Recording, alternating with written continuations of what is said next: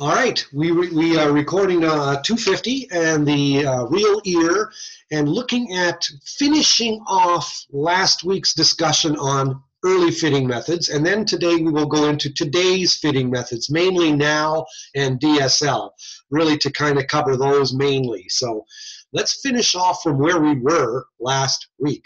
If I go into the good old PowerPoint slides that we did last week, and we covered the fact that the eye versus the ear is so different, and that's why we have a plurality, lots of fitting methods.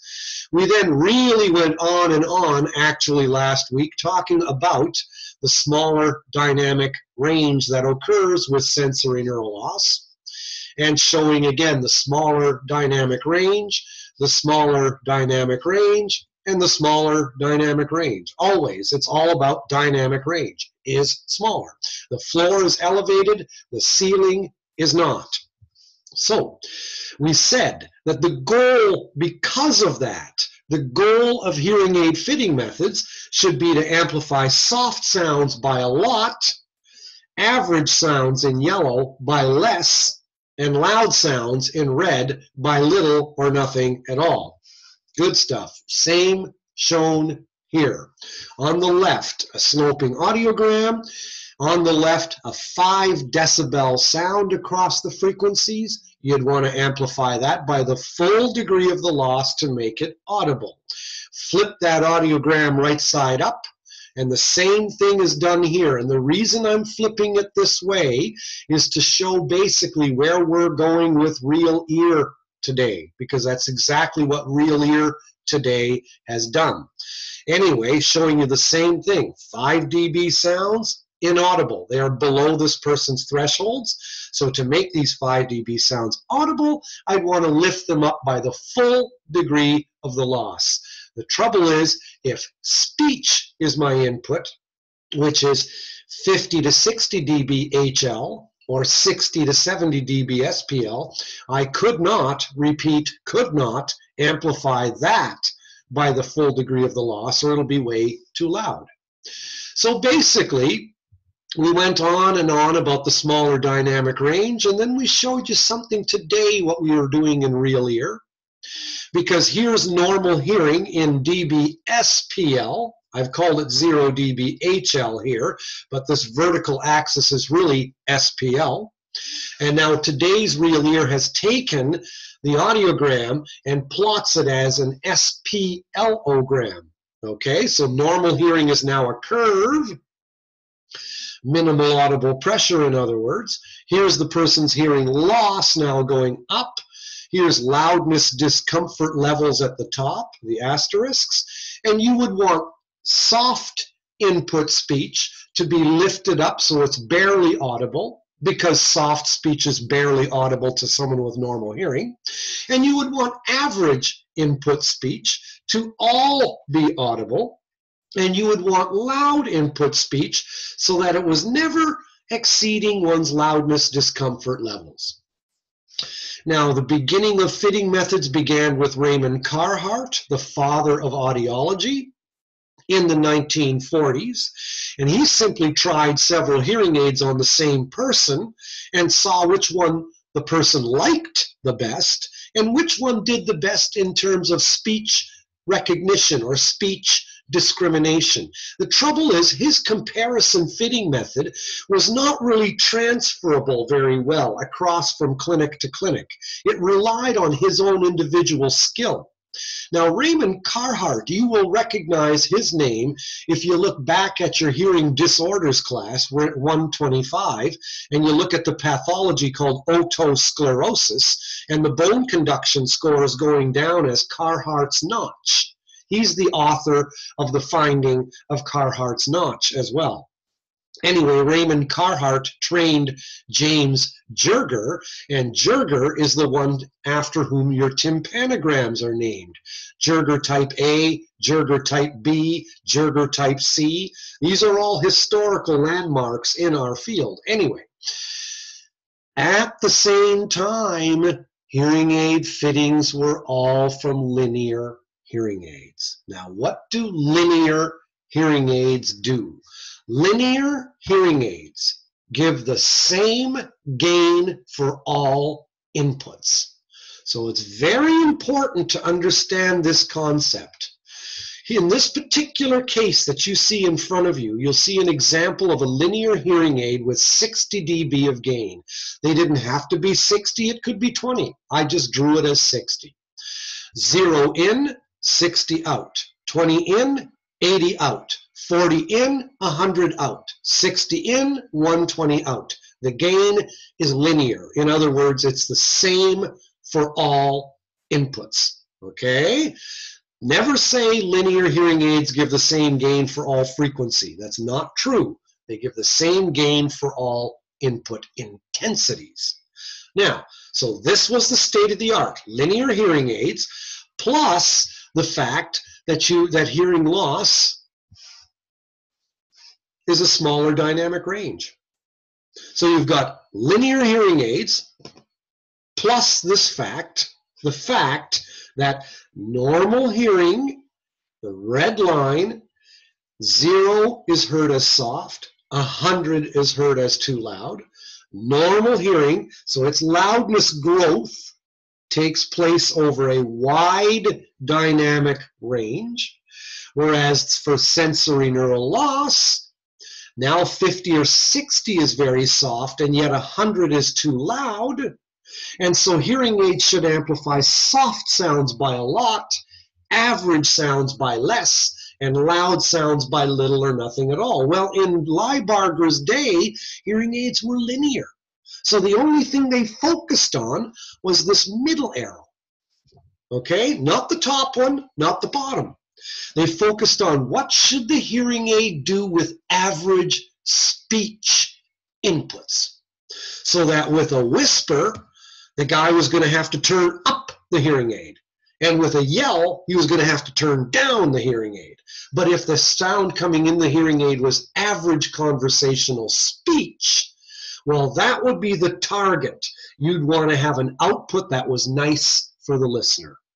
So you have this fact plus this fact gives you this fact, the half gain method. The focus was on average input sounds. How much gain do you want for average input sounds? Because that's what people mostly want to hear. So Leibarger would stand a Texas yard from the person, and Leibarger would be thinking, hey man, let's make it so that, I'm going to go back here a second, let's amplify by the full degree of the loss. I mean, he was thinking, hey, let's make these thresholds 0. So if I make these thresholds 0, that means I'm going to amplify by like 60 or 70, aren't I? So he would amplify by that. And he would stand a Texas yard away from the guy, and he would say, I want y'all to turn the volume to when it sounds comfortable. And he'd be talking at a comfortable loudness, and he saw that the guy always reduced the volume by half. So that's why the half gain rule, obviously. So now we move on and get out of this because we need to move on to today's fitting methods. So we move on from the half gain rule, and there it is when we watched it last week. And I really want people to internalize this. That's why I'm going over this a second time to make sure we've got it, okay? Here's the loss under headphones. Here's aided thresholds in a sound field with a hearing aid on, and the guy's sitting 1 meter in front of a speaker, and now you've got warble tones coming out of the speaker, and your target was half gain. I want to increase the guy's thresholds by half, because if I do that, my end result with aided speech will be this. You see, but Leibarger couldn't see this. Leibarger didn't have real ear. Leibarger could only imagine with his head, if I do this, okay, then my hoped for outcome will be this. Okay? So if I do this, I'll get this. Now, I don't know why this little A pops up here all the time. Look at this. Don't worry about that. The important thing is concentrate on the green thing down there. Okay? If I improve my thresholds by half, that means if my input is speech, it's going to sit nicely in the middle of the guy's dynamic range, which is between loudness discomfort levels and thresholds, between the floor and the ceiling. And then we said last week, 4 children of the half gain rule were born. The Berger method, the Pogo method, the Libby method, now out of Australia, which became by far the most common. And then we said last week what the difference was between now and now are, right? And what was the hallmark of now? What was its whole being? What hung the moon for now? Now said, even though normal hearing people hear speech like this, normal hearing people hear vowels louder than consonants. And now said, who cares? If that's the way normal hearing people hear it, we don't care. We want to amplify so that all aided speech sounds are equally loud. And so in order to do that, you look at this picture here and pretend the guy has no hearing loss. So look at the 0 and draw a line across so he has no hearing loss. How much do I need to reduce the lows, especially, in order to make all these adjacent speech frequencies sound equally loud? And now said, oh, you got to reduce them by lots. Look at the white line, by like 15 to 20. You got to really put the brakes on these guys in order to make them sound equally loud to the F and the S and the TH. So that's what Now said. But later on, 10 years later, in 86, Now R came out, revised. They said, now you did a bit of overkill here. Didn't need to reduce it by quite that much. You can reduce it by a little bit less. So now I want you to internalize what would be the difference between now and now R in plain English. In plain English, now R would prescribe a little bit more low frequency gain than now without the R. The earlier now prescribed a little bit less low frequency gain, and now revised said, you did a little bit of overkill on your reduction of low frequencies in order to make all adjacent speech frequencies sound equally loud. You went a bit over the top there. Aye, laddie, you gotta rake it in a wee bit there. Okay, and you know the 3 calculations that are done for now targets. Now R revised, add 3 things, pure tone average, plus each threshold divided by 0.31 or multiplied by 0.31, I should say. And then with those 2 things added together, you add these values across the frequencies to make all adjacent speech frequencies equally loud. Okay? Again, these values here that you're seeing are reflective of these values here. Okay, so in the same thing, what's the reduction to those lows in order to make all the speech frequencies sound equally loud? So for targets for now R, you added those 3 things together to come up with your target for now. Good. So now you have the 4 kids, and here's a hearing loss. And you're looking at all the different targets among those 4 fitting methods. What's their common denominator? Essentially half gain. But these are all wrinkles of it. Some are Catholic, some are Polish, some are German, some are Protestant. They just kind of, they vary. They have their little differences. And for a precipitous loss, your differences again. Notice that there's no difference in the lows, because there's no hearing loss in the lows, okay? But their differences in this particular case would be seen more in the highs. And this is Ted Venema's little, drew an audiogram in here, and you're looking at the differences among the fitting formulas for targets for this particular hearing loss here. Okay, same thing. Half gain, Libby's 3rd gain, now R, Pogo, look, they had a 2nd version of that one too, and Berger, all that good stuff. Meanwhile, behind the fitting method scene, real ear measures emerged in 1988. Keep in mind, the fitting method targets didn't change, just the method of measuring changed. Remember, fitting methods just predict. They say, this is what you want. Verifying is proving, did you get what you wanted? And they used to do that with functional gain, as we studied earlier. And you remember what that functional gain was. The functional gain was the one with the little letter A's all over it. So functional gain, showing you aided versus unaided thresholds. Behavioral, what you did was you tested the thresholds twice. Once aided, once unaided. After we gave that up, we went into real ear. And when you're talking real ear, you're talking Speedy Gonzales. Now you're moving fast. So now when you're looking at real ear, looky, looky. The target didn't change. In fact, this red target line, I deliberately kept it exactly the values here on purpose to highlight the fact that it's not the fitting method that changed, it's the method of verifying the fitting method.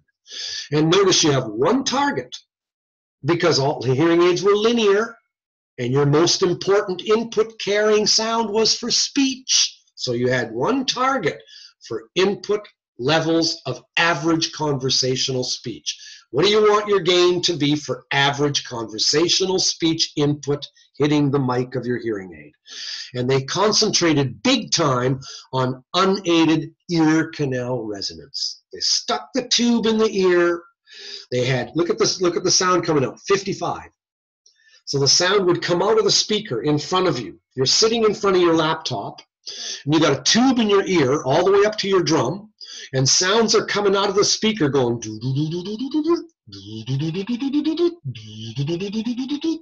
and now you're measuring the added resonance of your ear canal. There's your regular ear canal. Then they held the tube carefully in place, put the hearing aid on top, turned it to a comfortable volume, and had exactly the same sounds coming out of the speaker. And now you've got real ear aided response. And then they said real ear aided response minus real ear unaided response is real ear insertion gain. And did that insertion gain match target? Just like, did my functional gain match target? Did my insertion gain match target? And again, note the target values are the same as the previous slide because the fitting methods didn't change, just the verification method changed. So real ear is non-behavioral. So here's a hearing loss, okay, down at the bottom.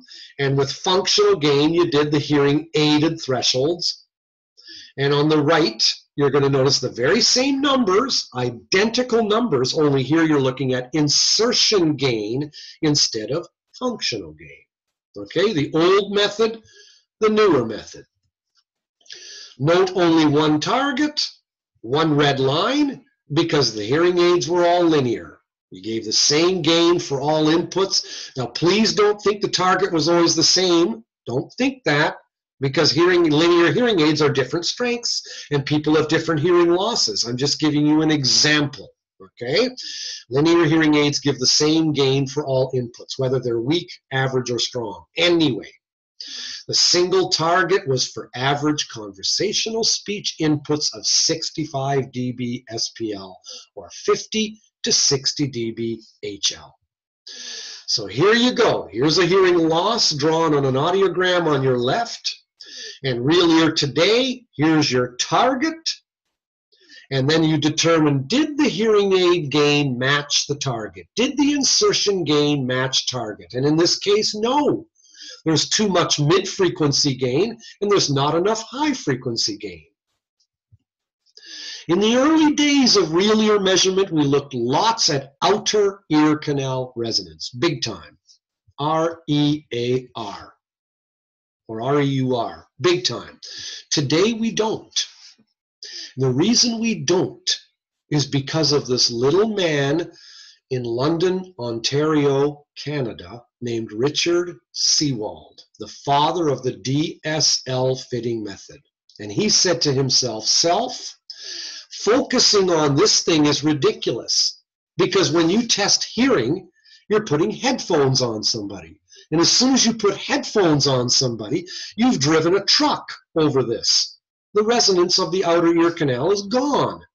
So if you've not used this during your hearing test, then why the Sam Hill are you using it for your hearing aid test? And he said, that's just stupid. So don't do that. So he didn't. Real ear basics we will be learning, okay? A set of speakers.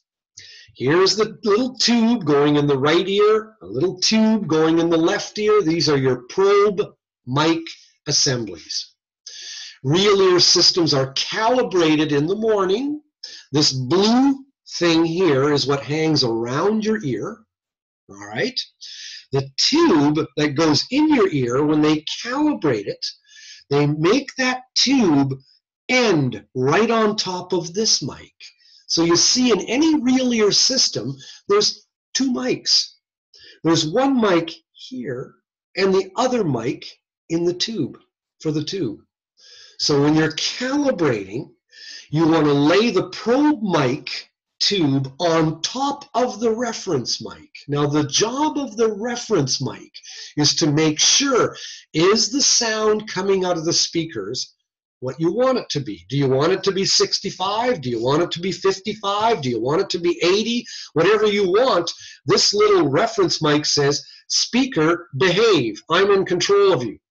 So if the client is wearing that loop around his ear, this white loop here around his ear, in this case, the blue loop around his ear, if the client is sitting really close up to the speaker sound is going to be softer to maintain the decibel level. If the listener sits further away from the speaker sound is going to get louder to maintain that decibel level. Do you see what I'm saying? The reason you're doing calibration is to get rid of the effects of the tube in your ear canal. That's why you're calibrating in the morning. Just like you calibrate your ANSI test box in the morning, you calibrate your real ear system in the morning, okay? You want to get rid of the effects of this tube in your ear canal. It's laid in the canal almost up to your eardrum, and that's a small little closed space. It's smaller than a 2cc coupler, and that tube is going to have an effect. So they do calibration in the morning to cancel out the effect of that tube being in your ear canal. So they're hanging the probe, the assembly around your ear, and you'll note the little box. Here's the reference mic, and here's the probe mic. And here's the tube going into your ear. Now look at that little red ring. That little red ring, okay, is very important. I'm going to take you back to this slide here. Look at the length of the black box. The length of the black box is 29 millimeters. You know what that is meant to imitate? That's meant to imitate the length from the tragus of your ear. I'll stop sharing. From the tragus of your ear to your eardrum. 29 millimeters. Okay, so now when you're doing real ear, if you can lay that ring, okay, if you can place it 29 millimeters from the end of the tube. So after you're done calibrating, you'll take this tube off of the reference mic and you're going to lay it on the black box, and you'll lay the tube so that its end is right here. You see where I'm pointing? The end of the tube is right there. And then you're going to place the ring so it's right here. So the length of that little black box, or the little gray box, or whatever box it is on the system you're using, that length of that box is put there for a specific reason. It's to help you as a clinician place the ring 29 millimeters from the end of the tube. And if you've done that, now you can start doing real ear on the person, and you can hang the loop around the ear and make sure that that little ring is right at the tragus, And if so, you know the end of the tube is going to be right up close to the drum. And that's why. So there's two things being shown in this picture. Okay, it's an important picture. It's showing you calibration, and it's also highlighting the position of the little ring. And that helps ensure that the end of the tube is nice and close up to the eardrum, because the closer the tube is to the eardrum, the more accurate measurement you're going to get with real ear. So here's a frontal view, and here's a side view of exactly the same thing. And this is an important slide. It's what you'll be doing for the rest of your careers in real ear. And when today's real ear, we look at output. Today's real ear, look at this, input plus gain is output. We don't care so much about gain anymore. Insertion gain cared big time about gain. I mean, look at this, insertion gain, functional gain. Here, look at this, all gain, gain, gain. Today, we don't care about gain. That's yesterday's news. Gain is like me asking you, did you ride your bike to the store? Did you walk to the store? Did you take a bus to the store? Did you take a train to the store? Did you fly to the store? Who gives a crap how you went to the store? Did you go to the store? Did you get the bread? The bread is the output. The bread is the groceries that is delivered to your eardrum. So output today is king. Gain is just a means to an end. It's how did you get the output? Remember, input plus gain is output. So output today is the ruler of the universe. So real ear has changed its tune today from gain, okay, to output. So now we look at output big time. And we want an output for soft speech, an output for average input speech, and another output for loud speech. And you'd want the gain for soft speech to be more than half gain.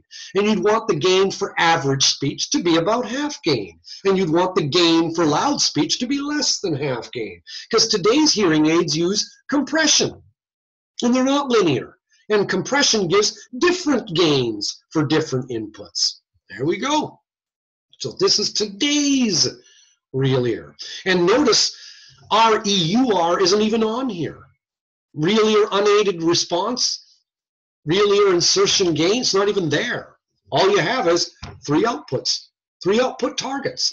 One target for soft input speech, another target for average input speech, and a third target for loud input speech. How come? Because today's hearing aids use compression, and compression gives different gains for different inputs, unlike linear.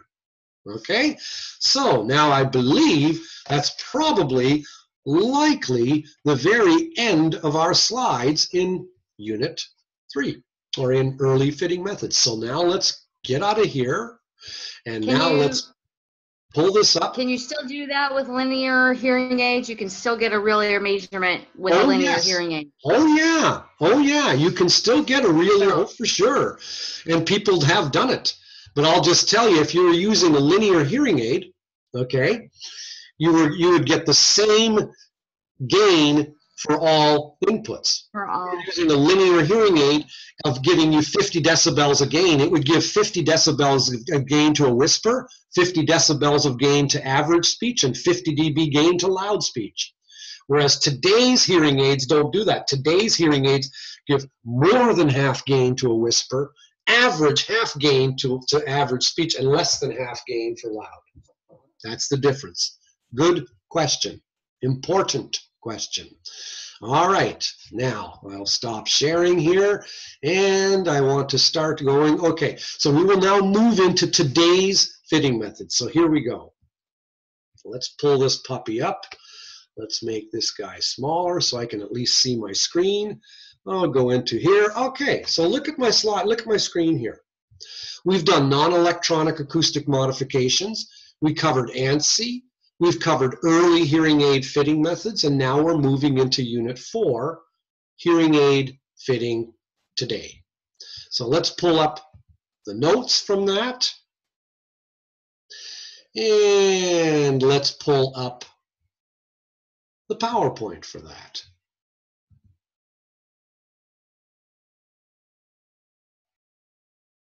Good, there it pops up. Now, before we completely leave Unit 3 behind, there's a couple of little things that in the notes that we didn't really cover, and I want to just briefly make mention to them. Look at the bottom of page 1, where it talks about gain for conductive versus sensory neural loss. All things being equivalent, and I'll stop sharing for a second here, if you had a 50 decibel conductive loss and you had a 50 decibel sensory neural loss, to whom would you give most gain? If the losses were the same in degree for conductive as opposed to sensory neural, you would give most gain to the conductive hearing loss. Because sensory neural loss has that problem of recruitment. Remember, the lines meet at the top. Whereas conductive hearing loss is like a plug in the ear. It's a physical, mechanical blockage of sound. And so now, as a fitting method, took that into account and said conductive hearing loss has greater impedance due to an impaired middle ear. Therefore, provide more gain than you would for the same degree of sensory neural loss. How much more gain? The amount varies according to each fitting method, and some methods don't specify at all, but now R recommends additional gain equal to about 1/4 of the airbone gap at each frequency. Just FYI. Just thought I'd mention that to you. And then we went over all of this good stuff. And look at the very end here. NALRP. That's kind of a weird little wrinkle, and we're going to look at that today a little bit with NL1, because they found in 1990 that severe sensory neural hearing loss, get this, prefers less gain where the hearing loss is the worst, and it wants more gain where the hearing loss is better. It's opposite. It's back-asswards to what you'd think. And that bears some reckoning to what happened with now NL1 for compression today. So I just leave you with that little note. Let's just go to today's fitting methods. Here we go. Unit 4. Fitting methods today. Read my chapter 6. It's not bad for a coverage of what we're covering today. The first real new fitting method was DSL, desired sensation level, emerged in the early 80s out of the University of Western Ontario, Richard Seewald. It was a baby-focused method. It focused on babies. The main goal was to restore audibility of speech. It started out for linear and then revised later on for compression, but it was unique in several ways. Look at this.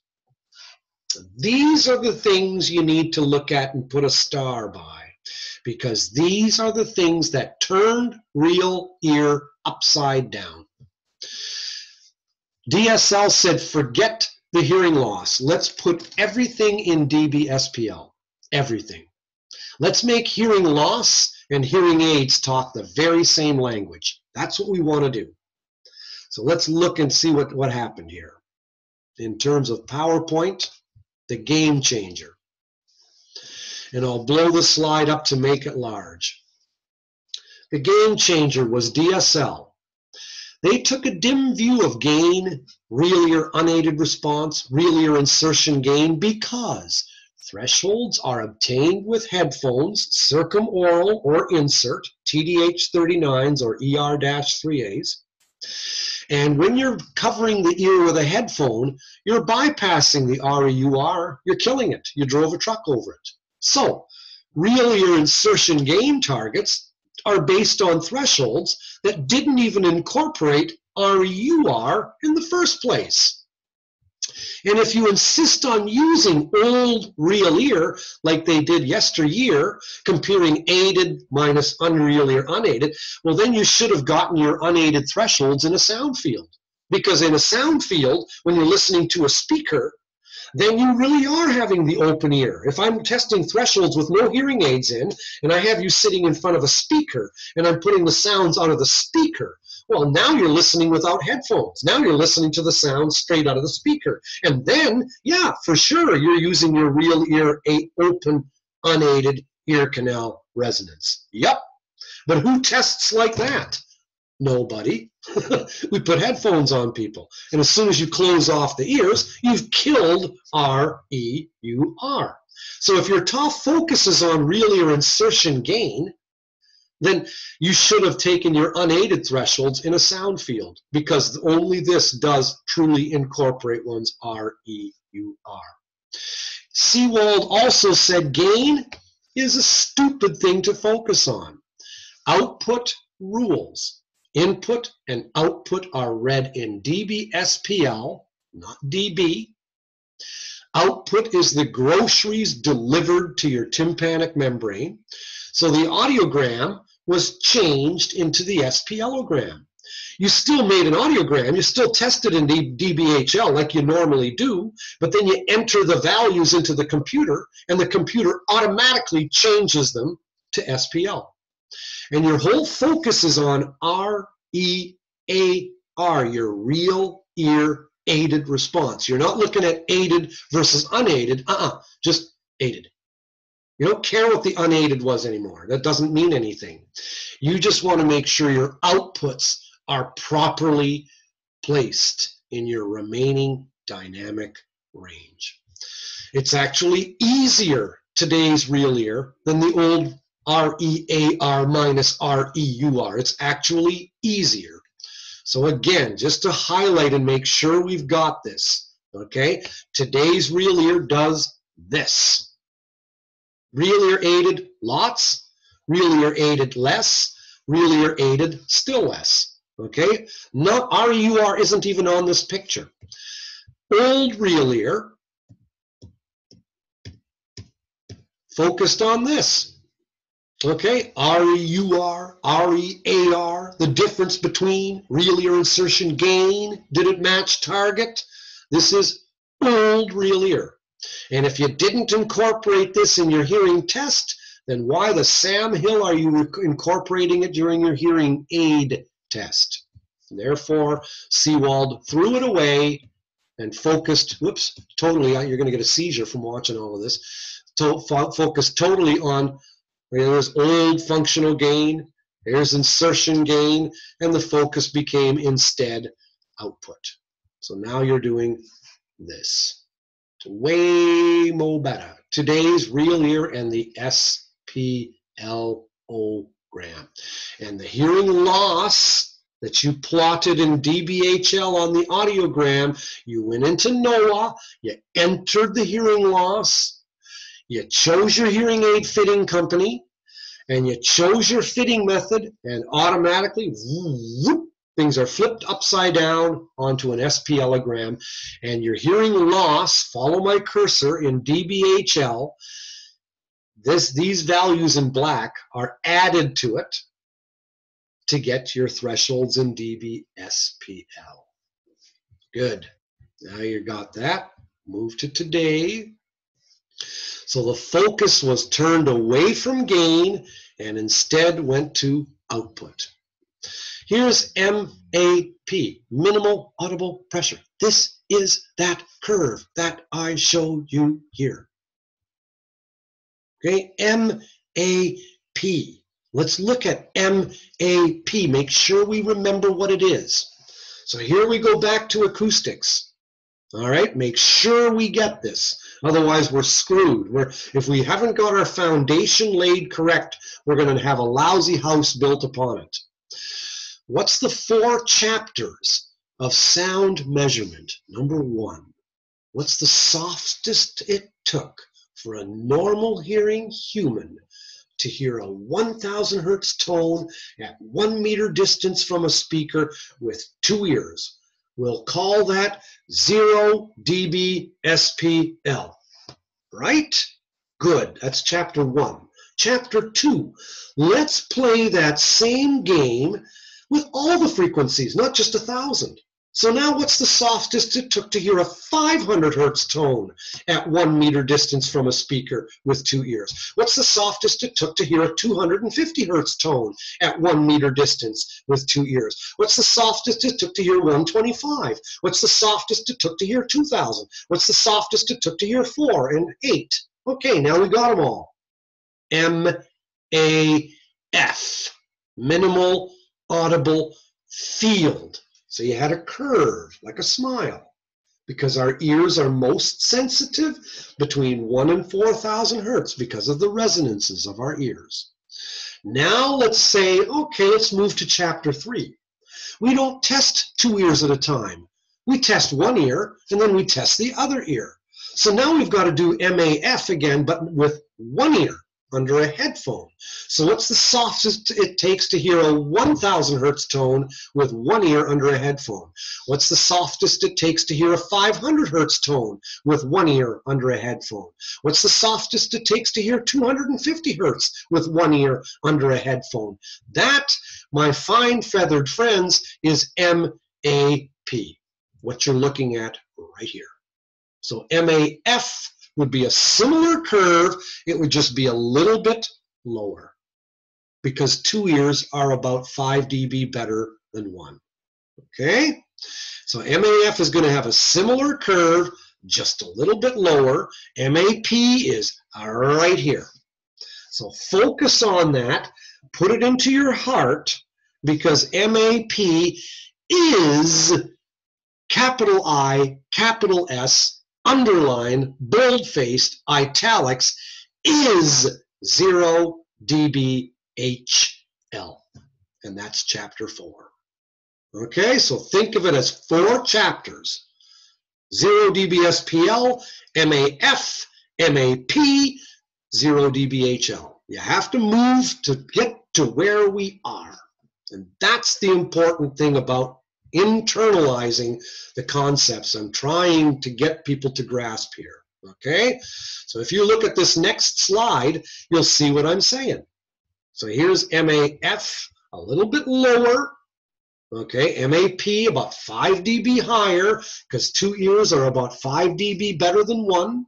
Weird little bubble here. That's because with MAP, you're plugging up the outer ear canal with a headphone. And so you've completely driven a truck over this red here. This red is REUR, resonance of the unaided open ear canal. That resonance plus the resonance of your middle ear bones, okay? This resonance of the outer ear plus the middle ear resonance gives you the curves, equals the curves. Okay, so that's why you've got uneven hearing sensitivity across the frequencies. That's why MAP and MAF have a smile. That's why they're curved. They're curved because of these 2 resonances. So we have uneven hearing sensitivity across the frequencies, but we don't feel like dealing with that uneven stuff. So we build MAP into the audiometer. And that's why your audiometers are calibrated every year with a lick and a stamp stuck on the side of the audiometer saying this audiometer was calibrated on February 20th, 2018. And next year it's going to say February 20th, 2019. You have to get them calibrated every year to make sure that MAP is exactly built into your audiometer. So that 0 dB HL really represents uneven SPLs across the frequency. And it is terribly important to grasp this, or you will not understand DSL and NAL today, because that's the bottom line. They switched it. Okay? So now when you've got your hearing loss in dBHL, look at the left audiogram here. Here's your hearing loss in dBHL. And you've entered those values into your computer, and you've chosen DSL, it's going to do this. Whoop. And now the same hearing loss is plotted on an SPLogram. And notice that the O's are not exactly corresponding. Look at this O is at 20. This O is at 35. Okay, that's because MAP.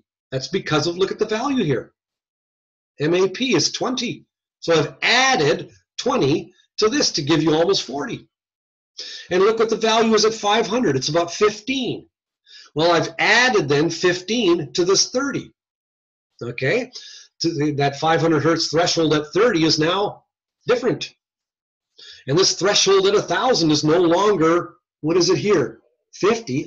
It's different now. It's about 60. Okay, so it's now all plotted in dB SPL. And normal hearing, 0 dB HL right here is this. So you've got MAP at the bottom. The guy's hearing loss plotted upward, and here's his dynamic range, right what I'm circling. And you want the outputs of your hearing aid to lie nicely inside his residual dynamic range. And you want soft input speech to be aided so that the outputs are right here. And you want average input speech to be aided so that the outputs are right here. And you want loud speech to be amplified so that the outputs are right here. Then, like an old salmon, you can swim up the stream to die because you have mapped speech. And that's what Real Ear is called today, speech mapping. You're literally mapping aided speech onto the guy's residual dynamic range. And it makes a great counseling tool. Look at this. I can say, hey man, here's your hearing loss, and here's unaided speech, the orange banana. And this is what you can hear. This is above your hearing thresholds, and this is what you can't hear. This is below your hearing thresholds. And what we want to do with the hearing aids is lift unaided speech to where it belongs. We want to change this into this. So now you've got a great counseling tool. I mean, it beats the crap out of doing something like, you know, it beats the crap out of this. Let's go to here. What the Sam Hill are you going to tell somebody here? What are you going to tell somebody with this? It's like, where's the audiogram? I don't know. It's not there. Well, so if a mother says, well, what's my son going to hear with the hearing aids compared to without the hearing aids? Or if the teacher asks, how's the student going to do with versus without the hearing aids? And you show them a picture like this, the teacher's going to think you're insane. It's like, well, what does that mean? Well, here's the resonance of your outer ear, and here's what happens with the hearing aid in the ear, and the difference is the black dotted line, and looky, it's near the target, so we're good. It's like, what? Okay, it doesn't tell you anything. And that's what Seewald was pissed off about. That's exactly what he said. This is not a good counseling tool. I can't explain. First of all, REUR shouldn't even be in the picture. And second of all, let's make hearing aids and hearing loss speak the same language so that I can say, hey, look at what I could do. What I want to do is change this into this. So here's your child's hearing loss, or here's the student's hearing loss. This is what the student can hear without the hearing aids. The student can hear, the student can hear all the vowels. No problem. But the student can't hear the high frequency consonants. So what we want to do is take the chain off the brain. We want to lift this up where it belongs. And that way, the child will hear all parts of speech. So the whole thing in Real Ear switched. So just like you had early fitting methods and then today's fitting methods, well, you had early Real Ear and today's Real Ear. And that's what I said last week and the week before about the carrots being grown together, because the evolution of Real Ear affected the evolution of fitting methods, and the evolution of fitting methods affected the evolution of Real Ear. And that's why these things are intertwined completely. Okay, just trying to highlight that for you. Probe tube measures today are actually easier than they used to be. We follow DSL's lead. We only care about REAR. It's actually easier than the old methods. REUR is only measured to ensure good probe tube placement, because if the tube is all the way up to the guy's eardrum, you're going to get a nice REUR. So if you're going to use REUR, use it just to ensure that the tube is nice and close up to the drum. Then again, if you're using the ring and it's 29 millimeters from the end of the tube and you have the ring placed at the tragus, you also know that the end of the tube is going to be close to the drum. So there's another reason for throwing away REUR. You don't need it. Outputs are measured for soft, average, and loud inputs. So now you've got 3 targets instead of 1. You have a target for soft input speech, a target for average input speech, and a target for loud input speech. And your gain for soft input speech should be more than half gain. Your gain for average input speech should be half gain. Your gain for loud input speech should be less than half gain. Cool. Output is the final goods or groceries delivered to the doorstep of your tympanic membrane. Input plus gain is output. Unaided speech can be laid across unaided thresholds. Unaided speech can be laid across unaided thresholds. Now you've got an excellent tool for counseling. And see, Liebarger in his day didn't have this. So Liebarger had to rely completely on half-gain fitting method, and let's hope to God I'm doing that so that aided speech will be properly placed in the listener's dynamic range. But he had no way of visualizing it like we can today. He didn't have real ear. It didn't exist. So here's what we do today. There's 2 main fitting methods out there today, DSL and NAL. DSL, the logo in black, NAL, the logo on the right. First, we'll cover some of the tenets of DSL and what it did. Its main focus was on the audibility and comfort of speech. It began way back in the 80s as a fitting method for babies. It began later on to focus on compression hearing aids, and I always love this. It came from Canada. I think it's hilarious. Usually the States is always the inventor, not when it comes to fitting methods. Fitting methods, it's weird. This is from Canada, and this one's from Australia. Both of them, when you look on the globe, are big, pink, British Commonwealth countries. Anyway, here's what DSL did, the SPLogram. Frequency-specific loudness tolerance levels. Hearing thresholds are plotted in dBSPL, and long-term average speech spectrum. That's a long word for saying unaided speech. Long-term average speech spectrum.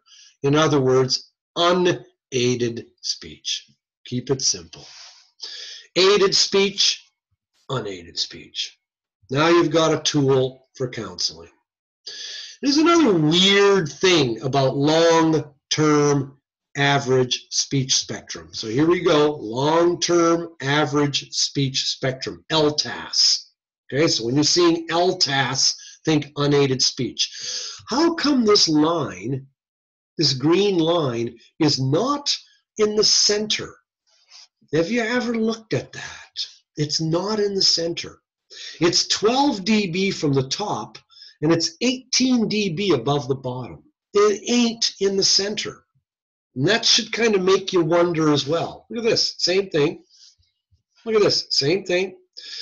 Long-term average speech spectrum, unaided, and it's 18 dB above the bottom, and it's 12 dB below the top. And what is that line? The mean average, the average. And speech fluctuates.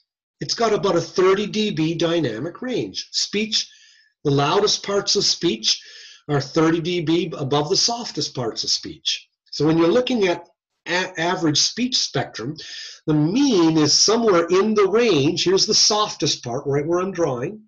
Here's the loudest part, right where I'm drawing, and the average is not quite in the center. The average is kind of a little bit more toward the top. And and here this slide says the same thing. The mean is not in the center of the range. Now note that unaided speech has a 30 dB range. From here to here, look, from here to here, here to here, 70 down to about 40, a 30 dB range.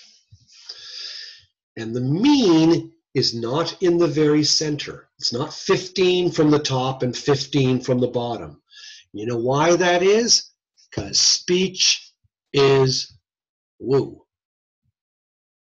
Because speech is weird. Unlike noise, unlike the fan of an air conditioner or traffic, unlike most noise, speech is staccato. Speech is, and because speech rapidly, whether you're speaking in French, Spanish, Chinese, or English, because speech has stops and starts, the mean average of speech is not in the center of the range. This is a law, all kinds of weird words. The mean is the average, okay? The median is the number that splits the lower half from the higher half, and the mode is just the most common number, okay? It has a weird distribution. Speech just has a weird distribution. So look at noise. The top is the waveform of noise. When you're looking at noise, the intensity of noise stays pretty similar over time. And when you're looking at speech on the bottom, it's wobble, wobble, wobble, wobble, wobble. It fluctuates, and it's because of that fluctuation. Here's another picture. I think I showed you this in 240. So you look at this again, okay? Look at the blue bell curve. Think of a teacher in a class, and think about the bottom axis as being grades, A, B, C, or D, and the vertical axis is percent of students that got the grades. So if this is an A, and this is a B, and this is a C, and this is a D, how many students got A's? Oh, a few. How many students got B's? Quite a few. How many students got C's? Quite a few. How many students got D's? Just a few. Okay, so this is a distribution of grades in the 6th grade class. That's called a bell-shaped. It's a bell curve. It's a normal distribution. Well, that's the distribution of speech, of intensity of noise.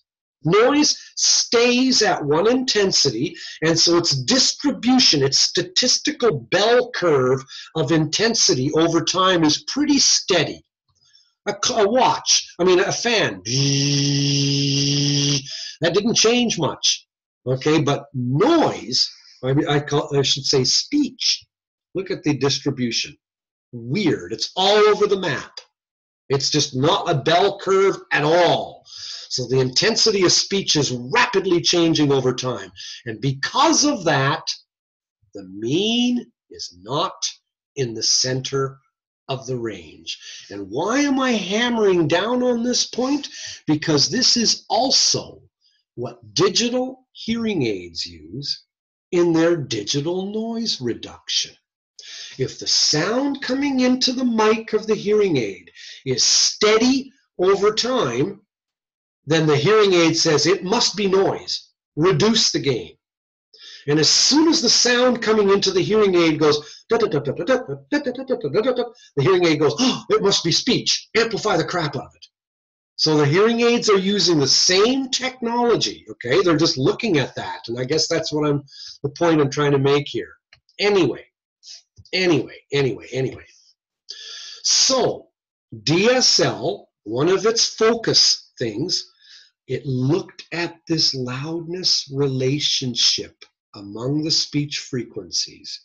Now I'm going to end today's Zoom session with this discussion right here. Remember we talked about now, and we said now says even though normal hearing people hear the speech sounds like this, NAL says we don't care. Remember I said that? So NAL says we want to equalize the loudness of all speech frequencies. Well, DSL doesn't do that. DSL says, oh, is this the way normal hearing people hear speech, whereby the vowels are louder than the high frequency consonants? That's how normal hearing people hear speech. DSL says, good. That's the way we're going to make aided people hear speech as well.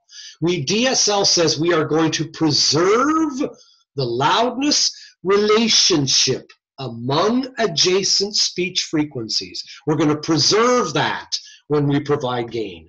And normal hearing people hear the vowels louder than the consonants.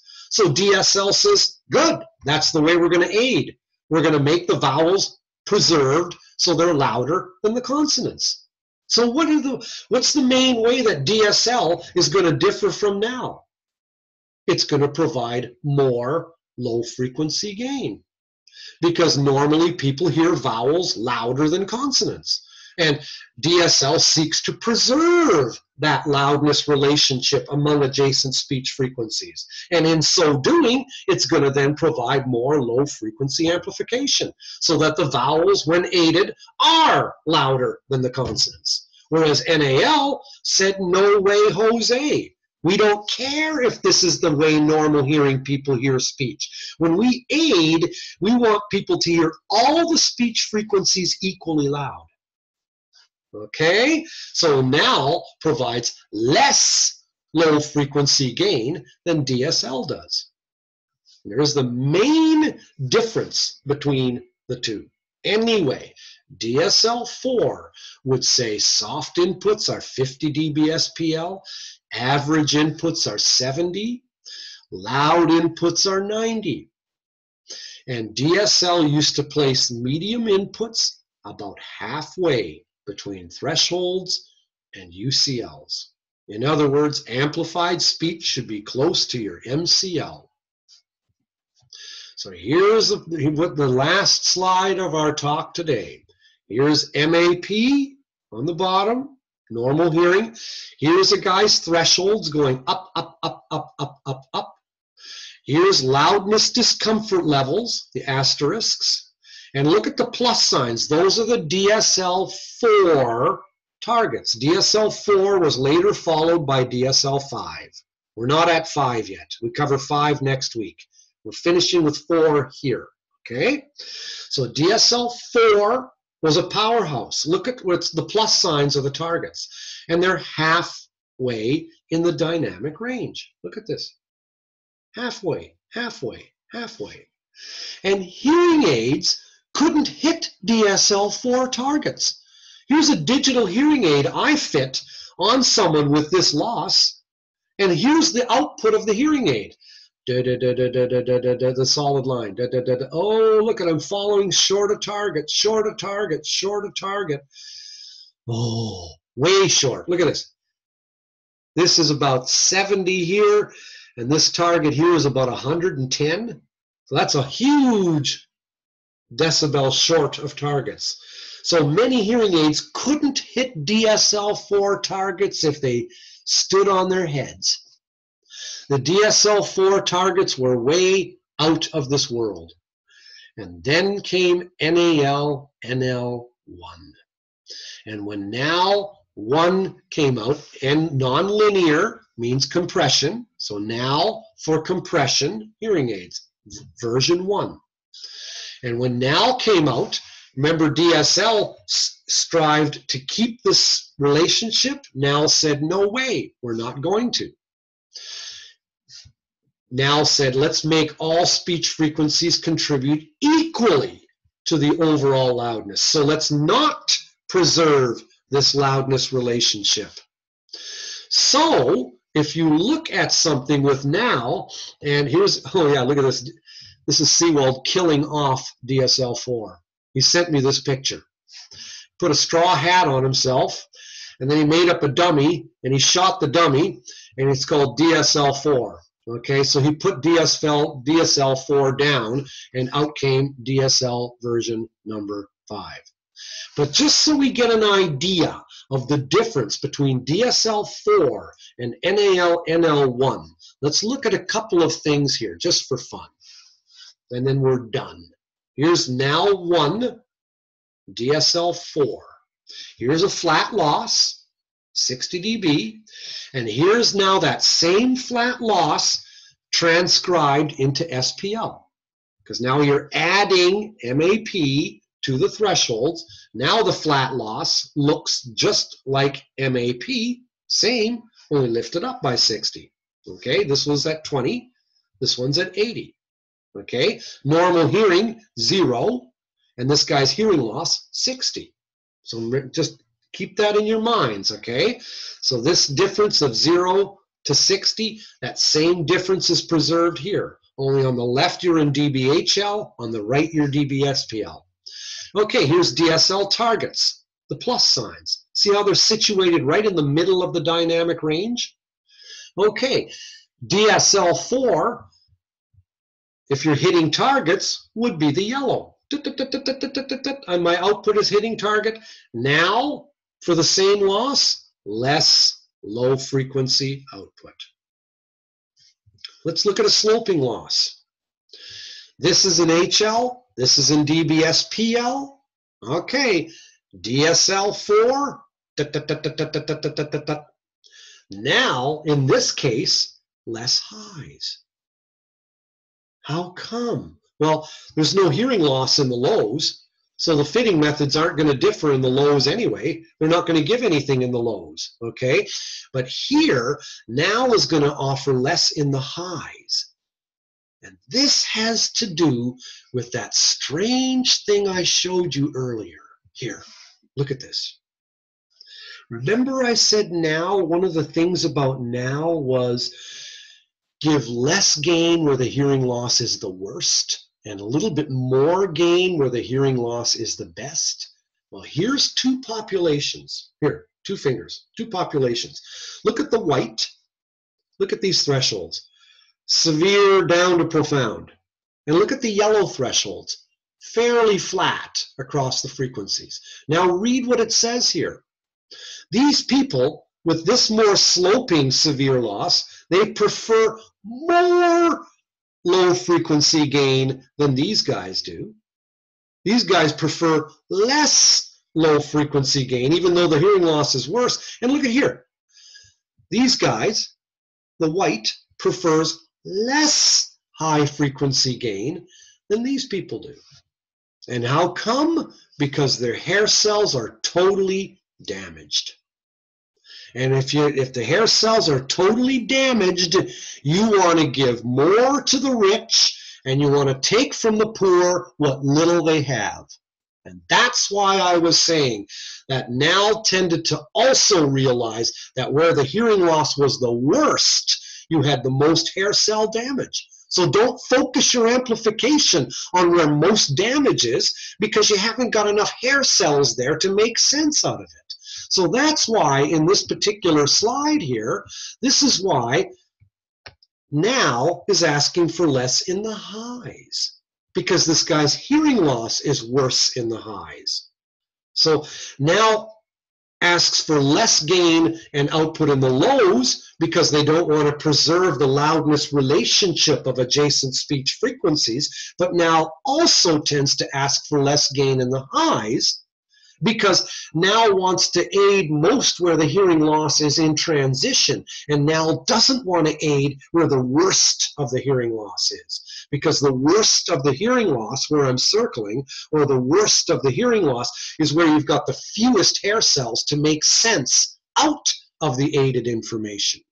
And so now tended to give less lows and less highs than DSL4. In both regions, NAL1, NAL-NL1 was a softie compared to DSL4. DSL4 was the powerhouse, and NAL-NL1 said, hey, man, take a break. Okay? Later on, I'll tell you a story. Guess what happened? NAL and DSL met in a back alley, and DSL got the crap kicked out of it. What happened was DSL-4 changed into DSL-5, and it became weaker. NALNL1 became a little bit stronger to become NALNL2. Now, today, there's hardly any difference between DSL-5 and NALNL2.